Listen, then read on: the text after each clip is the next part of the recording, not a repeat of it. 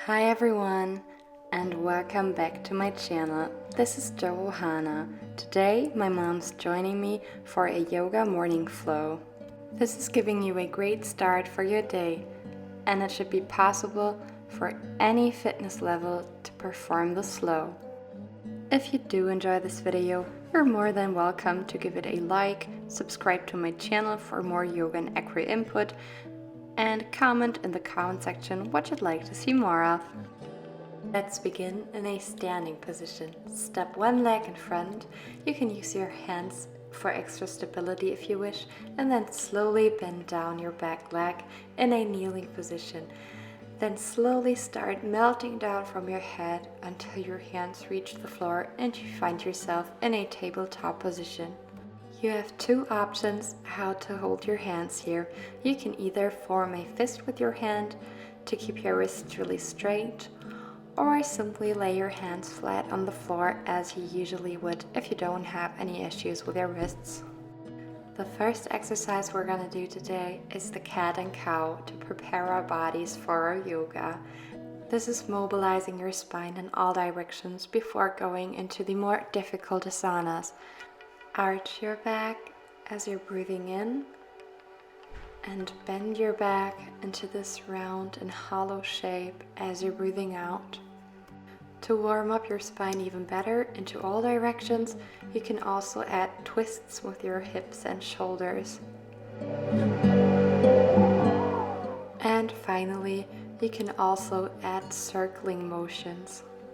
If you're in your room by yourself, really seize those circumstances and get all weird about it. You can move in every direction that just feels good. It really doesn't matter how weird it might look. Use this exercise to shift all focus inside yourself. You may also pause the video to get deeper into this meditative motion. By the time you're done with this exercise, cross your legs and shift your weight to the back until you're sitting down on your bottom. Grab your knee pits and hold your back in a round shape. Then roll from the top end of your spine to the bottom end of your spine. This is called the energy ball, and it's a very soft way to activate your core. Next time you roll up, place your feet on the ground. Keep your hands on your legs to be able to roll down your back as softly as you can and then lay flat on your mat. Take a deep breath in, stretch out your arms, and as you're breathing out, start rolling up slightly with your upper body. And breathe in, breathe out, and roll up. Breathe in, breathe out, and roll up. Feel free to find your own rhythm of breath here. You don't have to keep up with us. And also, if it feels better to you to breathe in as you're rolling up, feel free to do that as well. Stay by yourself here. Only roll up as high as it feels comfortable for you, and only do as many reps as you like.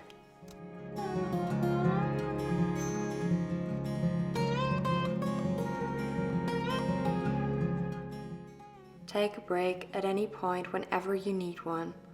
If, however, you want to step it up a level, you can lift your feet off of the ground and try to hold this. For even more intensity, you can let go of one arm at a time. And if all of that still feels really comfortable and good to you, you can also add a twist. So you're opening your arm to the side as you're breathing in and add a little twist.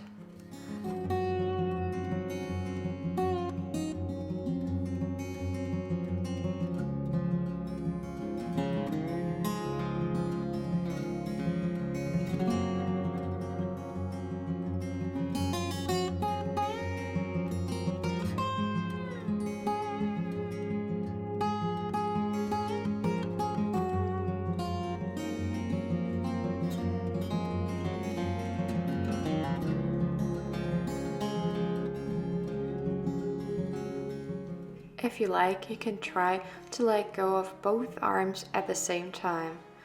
So as you're breathing in, you're opening your entire body up.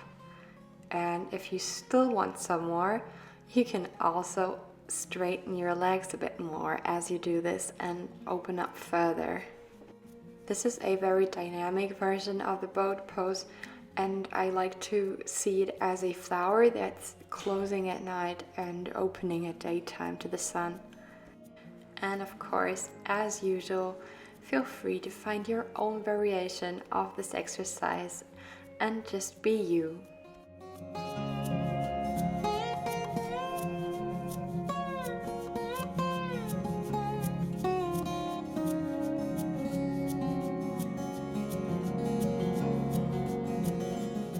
You know you've done enough of this exercise once your core is starting to feel really warm, active, and energetic. And if you do feel really warm in your center right now, you can move on to the next exercise with us. We're moving into the butterfly pose. Take your time to get comfortable here. The butterfly is a seated pose. You want to sit down, grab your ankles, straighten your back, let your legs fall down to the sides, and then slowly start moving your knees down to the floor by using your glutes as well as lateral leg muscles. This way you're opening your hips actively and with a lot of care without running at risk to simply wear out your ligaments. Repeat this exercise until you're feeling you're good here.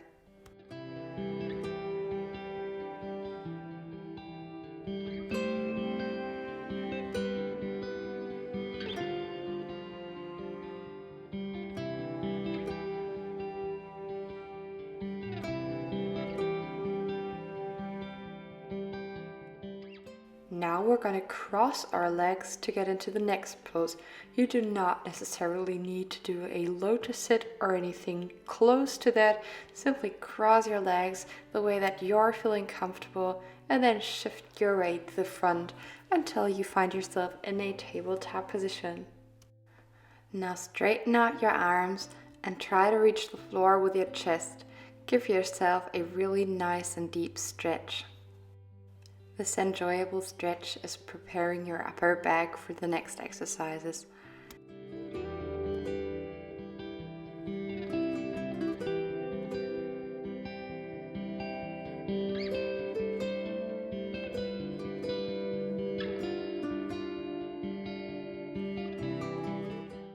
Now we're tucking our tummies in to keep the lower back straight as we're lying down back friendly. Point your feet, hold them together as closely as you can, and start building body tension on the front and on the back side of your body. Now place your hands underneath your shoulders, hold your elbows really close, and come up into a baby cobra pose. And now with every breath you're taking in, try and come up a little bit more. You can keep doing this until you're feeling that your back is getting warm and you have an overall nice and active feeling in your back muscles.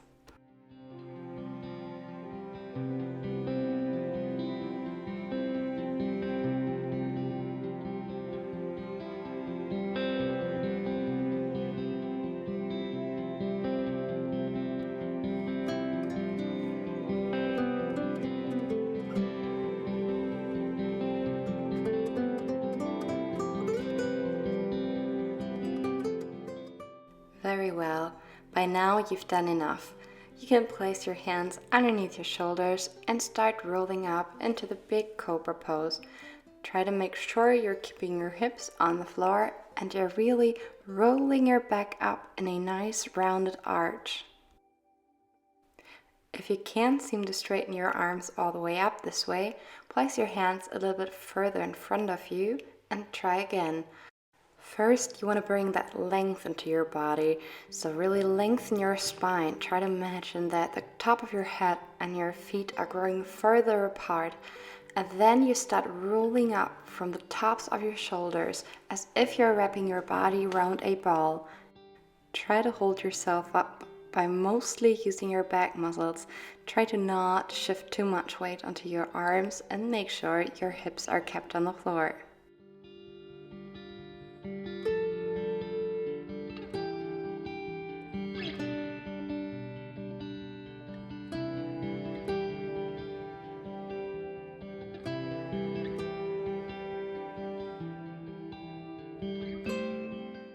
let's slowly start to roll down to the floor and give our bodies a little rest. Take a deep breath, relax, and rock your hips from side to side if you like.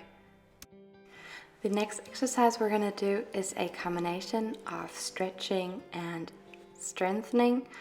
We're going to activate the muscles in our lower back as well as on the back side of our legs. And at the same time, we're stretching our chest and arm muscles. I'm going to show you the exercise in this little clip real quick before we're going to do it together. So you're going to lift one leg up really straight and push the opposite side of your chest into the floor. Keep your arms and shoulders in one line. So if you're ready now, we're going to do it together. Lift your right leg and pull it to the rear and twist it a little around yourself while you're pushing your left chest into the ground.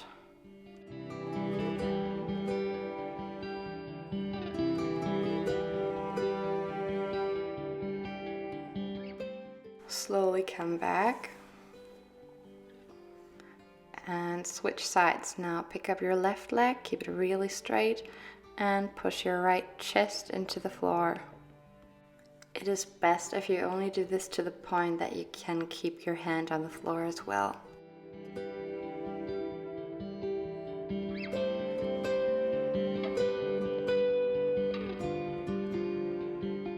Now, after performing exercises that involve the arching of the back, we can often feel a little forged in our lower backs.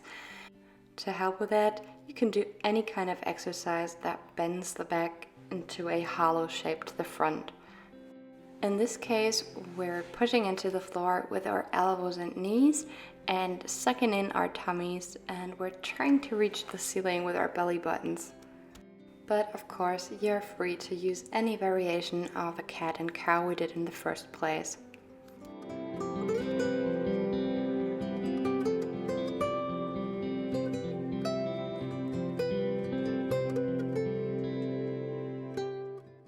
Alright, and after the last rep of whichever exercise you've picked, we want to meet up in the tabletop position.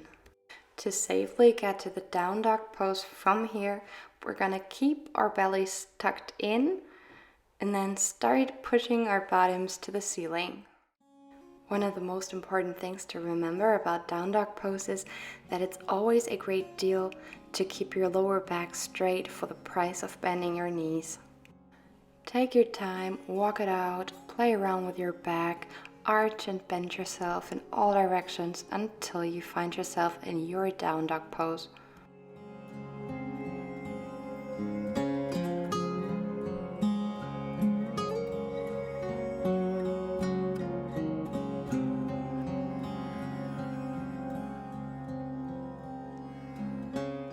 The steps to reach your ideal down dog pose are to bend your knees first and then straighten your lower back, point your sacrum to the ceiling. You can imagine as if your ischia are pointing outwards and up as well. Then try to focus on the angle between your torso and your arms. You want to open up until they're both in one line. To open up your shoulders even better and activate your hand muscles, push your fingers into the floor and try to lift your wrists off of the floor for about 1 millimeter. And the final thing you can do is closing your ribs. If you like, you can imagine you've small cotton balls in between your ribs and you want to keep those cotton balls exactly where they are. And after doing all this, you can go back to point one and start all over again by straightening your back and bending your legs. You can of course also straighten your legs if you're still able to keep your back straight at the same time. Moving on, we're gonna go into Warrior One through the tabletop position and then place one foot in the front between our hands, leave the other foot in the back, and then slowly start straightening our back legs. So every time you're breathing out, you're gonna straighten your back knee a bit more. And of course, for those of you who are feeling it the other way around, you can straighten your knee as you're breathing in, of course, as well. Certain things you might want to observe in this pose are that you're keeping your knee behind your foot so that it's in one line with your ankle, and then you're flexing your back foot and flexing your toes from that flexed foot. Keep your heel held up to the ceiling so that you can straighten your knee without hurting it. Try not to push your heel into the floor. This is not for calf stretching. That's a different exercise. Simply straighten that knee. Keep your hips low. Your hips should be pulling in that direction that I just showed. And at first you're trying to get that length from the crown of your head to your heel. And as you're going up one step further, you can place your hands on your knee and try to grow your body even longer. And from here, you can use the same technique that we did with the cobra pose and start rolling up from the top of your shoulders to intensify the stretching of your hip flexors.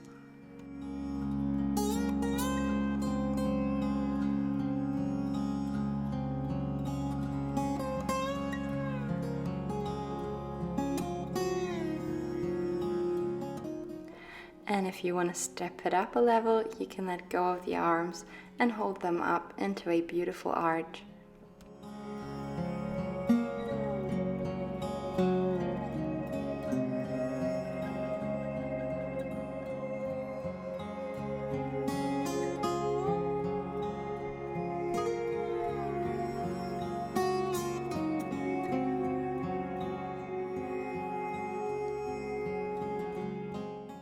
To leave this pose, we're going to get out the same way we got in. Place your hands on the floor, bend your back knee and place it on the floor, put your other knee next to it, and then start pushing your bottom to the ceiling until you're in down dog pose. Take your time to find your down dog pose.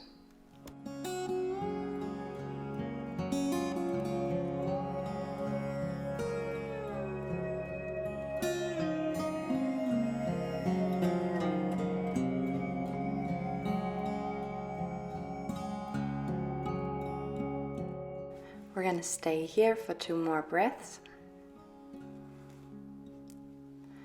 And as you're breathing out next time, bend your knees and bring them back to the floor. This time we're going to place our other leg in front of us between our hands.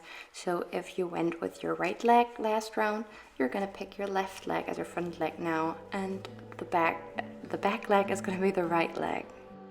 Don't worry if you cannot flex your toes from your flexed foot. In some cases, it can be that you have an injury or something like arthrosis. In this case, simply flex it as best as you can and you're going to be fine. As a consequence, you're also not going to be able to straighten your knee as much if your foot and toes aren't flexed as much. But if you're really keen on gaining more flexibility on your hip flexors on a straight leg, you can also point your back foot and lay it flat on the ground. Or stick with a much simpler option of bearing with a slightly bent knee in the back. And for all those of you who are looking for a deeper stretch, lift up your arms and add a beautiful arch. Very well. Now slowly and gently find your way into a seated or lying down position. Put your hands together in Anjali Mudra in front of your heart if you'd like, or if you're laying down, simply let them drop to the floor and take a moment to focus on yourself, your breathing, and thank yourself for your yoga. Thank everyone and everything in this world you want to give thanks to now. Feel free to remain in this peaceful state for as long as you like. Namaste.